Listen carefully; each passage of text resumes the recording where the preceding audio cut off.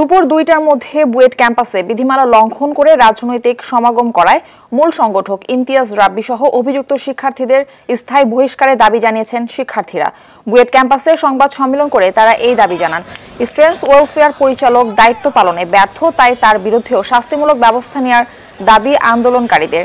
দাবি আদায় না হওয়া পর্যন্ত ক্লাস ও পরীক্ষা বর্জন করে ক্যাম্পাসে অবস্থান করার ঘোষণা দিয়েছেন শিক্ষার্থীরা।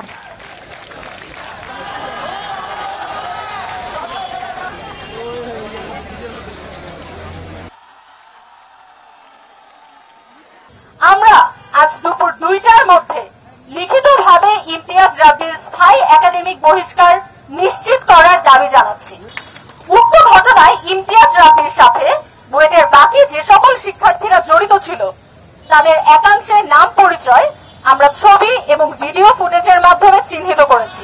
আমরা ইমতিয়াজ রাব্বির মতোই বিশ্ববিদ্যালয়ের সংবিধানের নিয়ম ভঙ্গের দায়ে এবং বুয়েট ক্যাম্পাসে রাজনৈতিক অপশক্তি অনুপ্রবেশ করানোর চেষ্টা করায় এদের সকলের বুয়েট থেকে স্থায়ী একাডেমিক এবং হল বহিষ্কারের দাবি জানায়। ব্যবহার করার মতো ধৃষ্টতামূলক আচরণ ডিএসডব্লিউ দায়িত্ব পালনকে প্রশ্নবিদ্ধ করে।